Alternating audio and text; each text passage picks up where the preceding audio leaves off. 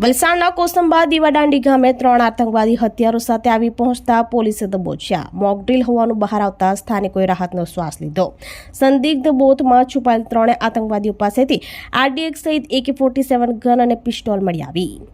વલસાડના કોસંબા દરિયા કિનારે આવેલ દીવાદાંડી ગામમાં એક સંદિગ્ધ બોટની અંદર 3 આતંકવાદીઓ છુપાઈને આવ્યા હોવાની માહિતી મળતા વલસાડ સિટી પોલીસે કોસંબા વિસ્તારમાં સર્ચ ઓપરેશન થકી 3 આતંકવાદીઓને ઝડપી પાડવામાં સફળતા મળી હતી।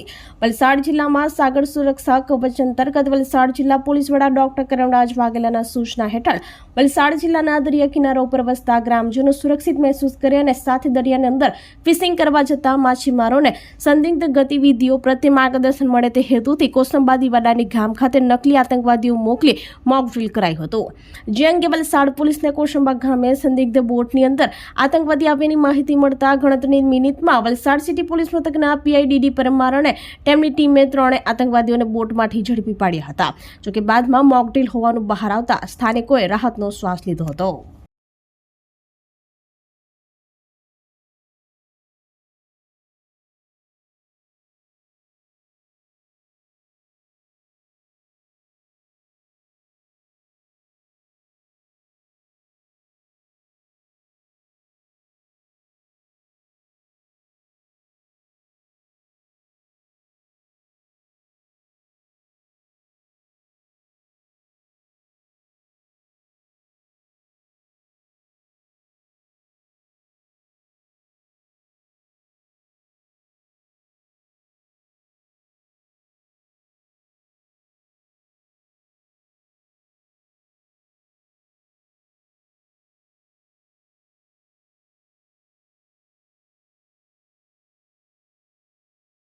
આપણી સંકલ્પ ન્યૂઝ ચેનલને સબસ્ક્રાઇબ અને લાઇક કરો, બેલ આઇકન દબાવો જેથી આવનાર ન્યૂઝ અપડેટ્સની નોટિફિકેશન આપના મોબાઈલ પર સૌથી પહેલા પહોંચે।